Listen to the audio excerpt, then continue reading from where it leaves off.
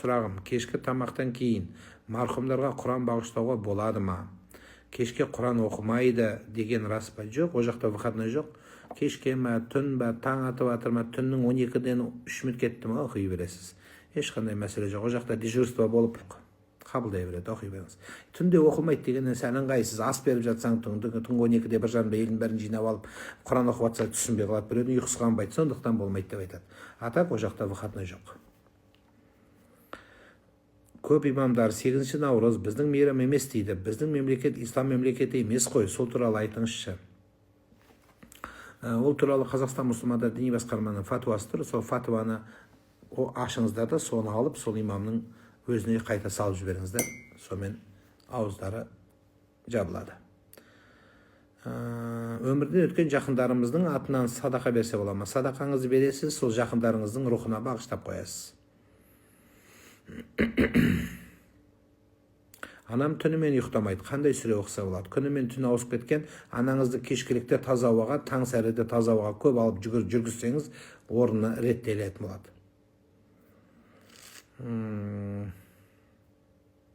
Когда уже вопросов нету, уже начинаем спрашивать о тюбетейке, начинаем спрашивать о цветах, начинаем спрашивать о жалюзях, о шторках, где я нахожусь. Уже такие вопросы задаются. Поэтому я думаю, что самое время повернуться относительно нашей темы, да, мне кажется. У нас тема была именно о старческом возрасте, о преклонном возрасте. Какие люди должны быть, что мы должны делать, как мы их должны чтить, что мы должны им сопоставлять, как они должны себя вести. Осы бағытта сөз айтқанбыз. Пайғамбарымыздың есімін балаға қоюға бола ма? Болады. Тіс жууға бола ма? Жұлуға болады. Тарауих намазы туралы айтып беріңізші. Мешітке барып оқи бересіз имамдармен. Кейбір күндер намазды оқымай қаза қылып қоямын. Иманым әлсіреп кеткен, не істеймін? Кішкене сабақ оқысаңыз жақсы болады. Оразаны еміз әйел ұстаса бола ма? Ұстап атқандар бар. Сәреде 1 минут кеш жапса, случайно шай ішіп отырып еске түсті, не істесе, іштен кетпейді 1 минут. Рөл ойнай қоймас. Бірақ жақсы емес. Қытай инесін алуға бола ма? Болады. Қытайдікі болсын, Монғолиянікі болсын, ала беріңіз. Оразаны бұзбайды.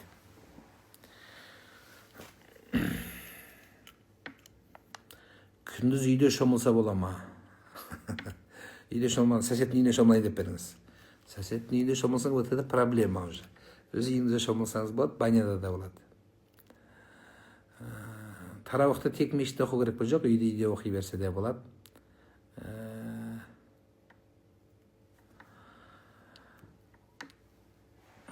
Түнгі уақытта зират басына баруға бола ма? Ар жағынан біреу шыға қалса шошып жүрегің жарылып кетеді. Сондықтан түннің уақытысына бармаған жақсы. Жарыста қандай дұға оқысам болады? Ла хаула ва ла қувата илля билля, барлық күш қуат Алланың қолында деп айт.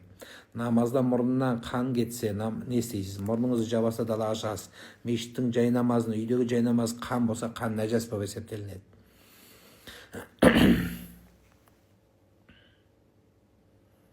Менің қызым ораза ұстап еді. Қайын сіңлісімен түнде босануға қасында болды. Бүгін ауыз бекітпесе бола ма? Артынан қарыз ұстап жіберсе дейді. Неге бекітпейді? Жоқ, дұрыс емес, бекітсін. Ауыз беріп кезде хиджам алуға бола ма? Болады, бірақ макрух деп айтады. Көп адамда неге адам әлсіреуі мүмкін. Қарыз болған күндерді ұстағанда қаншада бекітіп ашамыз ауызды. Таң намазына сол уақытта бекіткен күніңізде, таң намаздың уақытына қарайсыз тұрған қалаңыздың, таң намазда аузыңызды бекітесіз, кешкі ақшам намазда ауыз ашасыз. Ерекше баласы барларға пітір садақа тастау міндетті ме? Егер жағдайы төмен болса, беруін болуға болады. Ол балаға қажылық қанша жастан парыз? Қажылық негізі парыз болу үшін жастан бұрын мүкәлләф болу туралы мәселе бар, бірақ бай болуы керек. Мәселе сода шығар көбірек. Тағы қарап көру керек. Емтихан тапсырарда қандай дұға оқыса болады? Алладан медет сұрап кіре бер. Тарауих намазды үзбей оқу керек пе? Қыз балалар үзіп 2-3 күн оқымай қалып оқи берсе болады ма? Енді шамасы келсе қалдырмау керек, мешітке барамаса үйде оқи беріледі. Бір күн ұстамаса 60 күн ұстайсың деген рас па? Жоқ, өтірік емес. Bir күнді бұзсаң, әдейілеп бұзсаң 61 күн, 60 емес, 61 күн ұстайсыз. 60 күні штраф болады, бір күні қарыз болады. Баламның мінезі шата, қызуғанды болып, мектепте балалармен көп ұрсып қала береді. Мешітке берсем түзелеме дейді. Мешіттегілермен ұрсып төбелесіп кетсе не болады? Молдамен төбелесіп, екеуі быт-шыт болып төбелесіп жатса не болады? Қалай болады сонда? Молда адамнандай Гарри Поттердің таяғы жоқ қой. Бүйтіп тұрып балаңызды отыр десе, сондай жоқ қой енді. Бірақ басқа балаларға қарап, Алланың қасиетті үйі деп, мүмкін түсініп, мүмкін жүрегіне Құдай мейірім салар.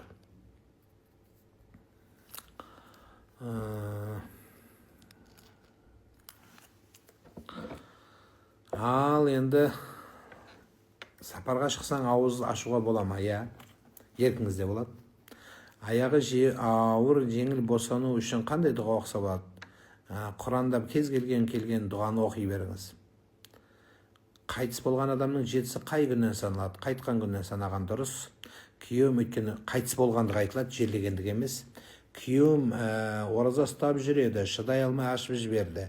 Шыдай алмаудың деңгейі және ахуалына қаралады. Шыдай алмау деген сөз өміріне қауіп төнсе, онда ашқаны дұрыс болады. Егер жай ішін тамаққа шыдай алмаса, онда қарыз болады. 61 күнімен қоса ұстаймаған күндерін тағы ұстайды. Әйел адам тарауих оқу керек пе? Ораза ұстаса да ұстайды, ораза ұстамаса да ұстайды. Оразада дәрет маңызды ма дейді? Әлбетте маңызды.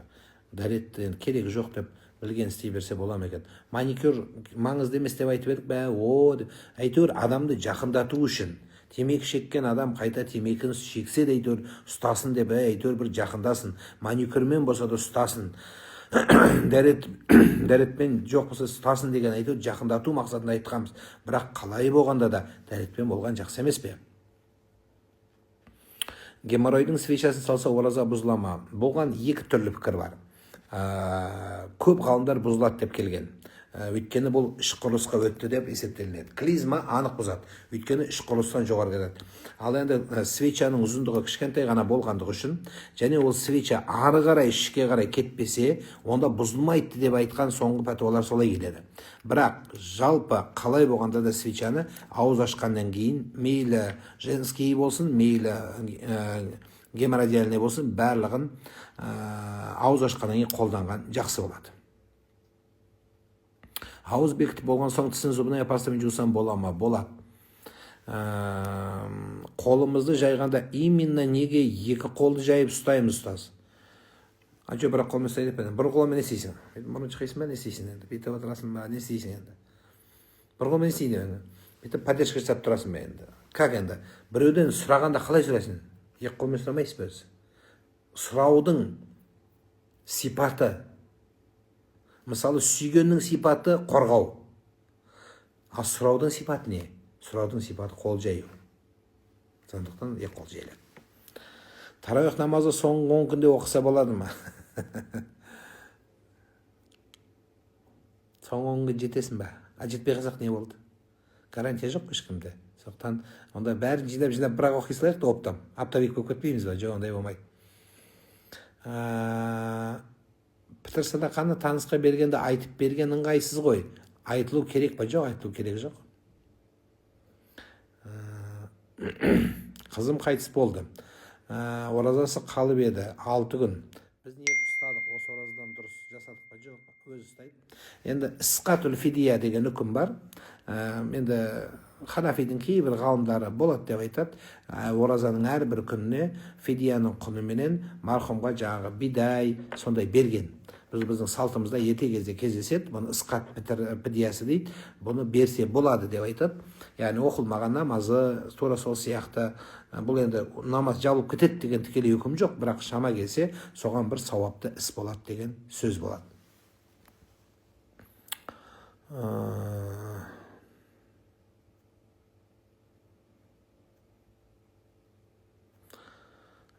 Омраға күйеуі қайтыс болған әйел барса бола ма? Айддасы шығу керек. Айддасы шыққан болса, негізі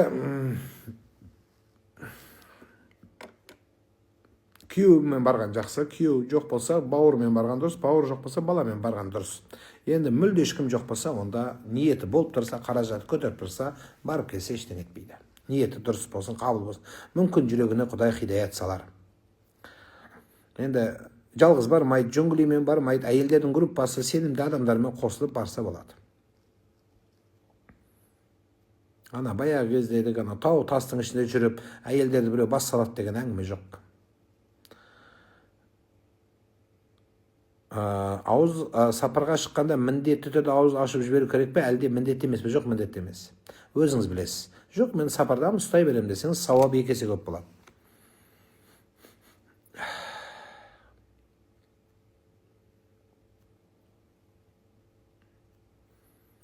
Күйеуім 15 жыл болды, жұмыс істемейді, жасы 60-қа келді. Жұмыс істесейші десең, 1000 сылтау айтады, шаршадым дейді. Кішкене шыдасаңыз бопты, өзі де жақын қапты өзі.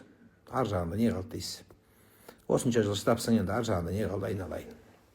Үйреніп таған шығарсыз. Құтмады таңыздар менен, оразаңар қабыл болсын, оразаңызға. Амин, амин. Чоң рахмат.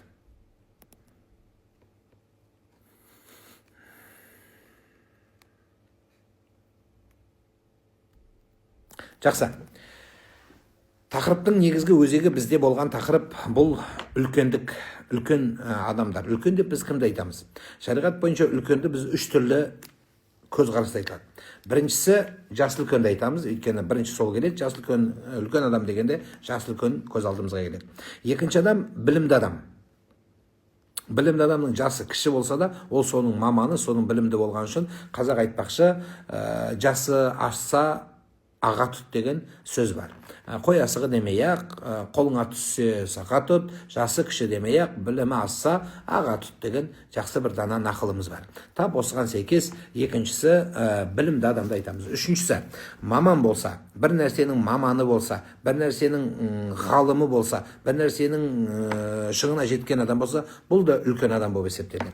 Үлкен адамды құрметтеу дінімізде пайғамбарымыз саллаллаху алейхи вассаламның ұлы бір әмірлері, Алла тағаланың қойған қағидаларының бірі болып табылады. Әсіресе жастардың үлкен кісілерге орын беріп, үлкен кісілерге зиялық таныту. Пайғамбарымыз саллаллаху алейхи вассалам айтқан, үлкендерін құрмет етпегендер бізден емес деді, біз айтқанбыз оны. Сондықтан да осы бүгінде пайғамбарымыз саллаллаху алейхи вассаламның өзі тірі кезінде әкесінің бауырлары тірі, 4 ағасы тірі болғанда, ол соның біреу Аббастан сұрағанда, сіз үлкенсіз бе, пайғамбар үлкен бе дегенде, ол әкесінен де үлкен адамға сұралған кезде, мен пайғамбардан жасым үлкен, бірақ пайғамбар менен үлкен деп айтты.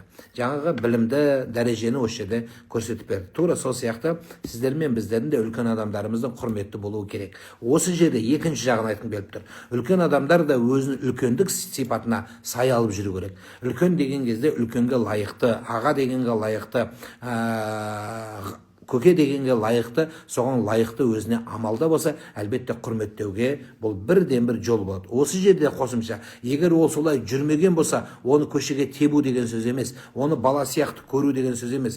Әзілің жазса, әкеңмен ойна деген сөздің түптің түбінде оның қадірін кетірмеуге алып келмеу керек. Иә, көңілін табу үшін, мүмкін бір жүрегіне жол табу үшін, мүмкін соның деңгейінде бір әңгіме айтуға болатын шығар. Бірақ үлкен кісілердің баламенен қалжыңдасып, кішкентай балалармен отырып, немесе үлкен кісілер отырған кезде жас балалардың әңгімесін құлағын түріп, олардың пайдалы өмірге қажетті әңгімесі емес, қайдағы бір өсектер айтып отырған болса, саясат, маясатқа қатысы жоқ адамдар кім көрінген нәрсе сөйлегенде, әрбір нәрсеге тигізгенде жастардың осындай орнынан тұрып кетуін айтқан, қажеттілігін айтқан болар еді. Неге? Өйткені кейбір адамдар жас отырма, бала отырма, үлкен отырма, қыз отырма, әйел отырма, осыған қарамастан ауыздары былапыт болып, кейбір кезде келіннің, бала шағаның алдына ыңғайсыз сөздер сөйлеп отырады. Бұл үлкенге жараспаған дүние. Сондықтан үлкен деген кезде біз үлкен кісілеріміздің ең маңызды көзге тұтатын нәрсесін біреуі өзінің теңімен, теңіндегі болған Құдай қосқан жарымен қадірлі болу. Екінші, үлкен кісілер осы жерде мен келешекте бір алдымызда бір Құдай өмір беріп жатса, бір туралы болған тоқталам, бірақ сол 3-4-ін тағы айтып кетейін, осы мүмкіншілікті пайдаланып. Кейбір үлкен кісілер аталар, аналар әсіресе мына қадірін кетіріп, келінмен салғыласып, баланың кішкентай үйге түскен келінді бір шынтақтай келінмен салғыласып, соны жау көріп, соны артын аңдып, тұрған жүрісін, тұрысын аңдып, қалтадағы дүниесін аңдып, соның алған киімін аңдып, соның сөйлеген сөзін аңдып, сентябрьдің 4 күні бүйтіп айтқансың, марттың 3-інде бүйтіп айтқансың деп, соны қағазға тізіп, тізбектеп жүрген адамдарға айтарымыз, бұл ұятты нәрсе. Алладан қорқыңыз, бұл нәрседен ұялыңыздар. Бұл жақсы нәрсе емес. Қияметтің күні Алла тағала сол ақыңызды тура соған тәуелді қылып қоюы да ықтимал.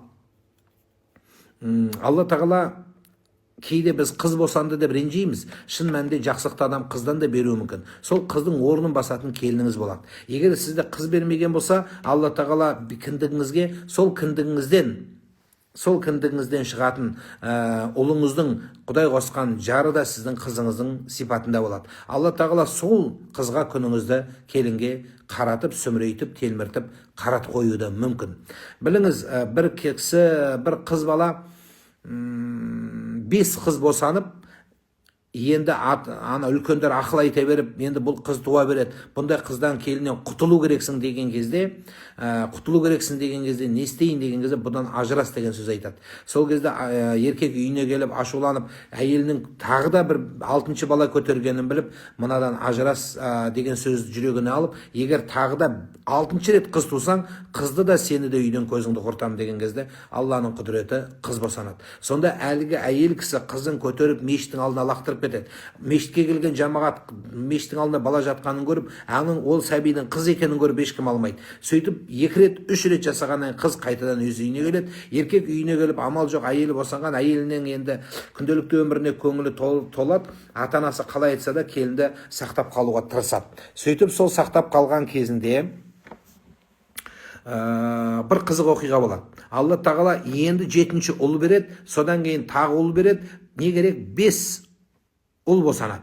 Бірақ Алланың да құдіреті шыға, сол 5 ұл босанғанда, мына жағынан алдында туылған 5 қыз шетінеп қайтыс болады барлығы. Сонда 5 ұл қалады. Алла тағала бұның күйігіменен ана дүниеден өтіп кетеді. Соның күйігінде әке жалғыз өзі қалып қояды. Жаңаға туылған 6-шы қыз 5 баланың ішінде жалғыз өзі тірі қалады. Сөйтіп, Алланың құдіреті ұлдары өздерімен өздері бет-бетімен кеткен кезде, Алла тағала сол қызға ененің күнін байлап қояды. Үлкеннің күнін соған байлап қояды. Сонда сол оқиғаны ешкім қарамаған, маған талай қиянат жасаған, жасы егді тартқан, 98-ге келген енемді, қайнатамды өз қолыммен өзім жуып, қияметке атқардым деп бір ұстаз апай айтады. Сондықтан ардақтылар, айтпақ болғаным, үлкен кісілерде сол өздеріңіздің істеріңізге лайықты. Кей кезде үлкен кісілерге қарайтын кезде аузында батасы жоқ, сөзінде пәтуа жоқ, ісінде қадір жоқ, сипатында нұр жоқ, аузында батасы жоқ, ілетін қағатын үлгісі жоқ. Кейбір сондай адамдарды көрген кезде амал жоқ, қынжылып қаламыз. Алла тағала жақсы бір адам қартайса, көкірегі қат болып, жаман бір адам қартайса, бықсып бір жанған от болады демекші майлығы жатамыз. Адамдардың көкірегі қат болып, жайлы бір айтқан сөзі хат болуын Алла тағала баршаларыңызға нәсіп етсін. Сол жақсы қартаюды, сыйлы қартаюды, абыройлы қартаюды Құдай баршаға нәсіп етсін. Қартаюдың өзі Алланың ең үлкен дүниесі. Бірақ біздің қартаюымыз, біздің шашымызды ағартуымыз, перзенттеріміздің жақсы амалдарын, қуаныштарын, ортамыздың игіліктерін көріп қартаюға Алла баршаларыңызға нәсіп еткен болсын. Кейбір адамдар уайыммен, қайғымен, өксікпен, көңілі толмаушылықпен қартаяды. Соның келес өткен осыны айтып отырып, бір тақырыпты, келесі тақырыптың бетін ашып кетем. Бұл сондай бір-біріне кешіре алмай, бір-бірінің жүрегін ауыртып, бір-бірінің мейірімін алып, бір-біріне рахымдықтан қол үзген кезде бізде сол кәрілікке дауасы Алланың алдында тек қана сұрақ, ауыр қылық болып қалады. Пайғамбарымыз Мұхаммад саллаллаху алейхи уассалам 23 жыл пайғамбарлықтың қызметін жасады. Сол 23 жыл қызметінің өзіңіз ойлаңызшы, 21 жыл өле-өлгенше жау болып өткен Абу Суфиян деген жақын туысы бар еді. Абу Суфиян. Бұл кісі 21 жыл, ойлаңыз, бір рет емес, 2 рет емес, 3 рет емес, 1 жыл да емес, 21 жыл жамандық жасаған адам енді алдына келіп пайғамбарымыздың құзырына келген кезде елдің бәрі ойлады. Соншама қиянат өткен Абу Суфияндың пайғамбарымыз қазір терісін тірідей сыпыратын шығар деп ойлаған кезде пайғамбарымыз саллаллаху алейхи вассалам бетіне қарап тұрып, тәуелді болып келген Абу Суфиянға қарап тұрып: ей Абу Суфиян, сен үшін Алладан басқа тәңір жоқ екеніне куәлік беретін, яғни иман келтіретін уақытың жетпеді ма? Яғни уақыт келмеді ме? деген осындай сөз айтады. Сол кезде Абу Суфиян көзіне жас алып, Аллаға, жаратушы Аллаға ант етемін: ей Мұхаммед, сен рахымдысың, сен өте жұмсақсың, неткен бауырмалсың, неткен рахымдысың, данасың деп көзіне жас алып жылады. 21 жыл жамандық жасаған адам. 21 рет емес, 21 жыл тоқтаусыз. Сонда қандай дәрежеде кешірім келді? Яғни біздің келесі ашқан парағымыз Рамазан айында кешірім парағы. Егер кешірімді жүрегіңіз ашқан болса, ауру басыңызға келмейді, қиыншылық келмейді. Оның кешірімнің көп пайдасын ертең Құдай нәсіп етсе жеткізетін боламын. Еліміз аман, жұртымыз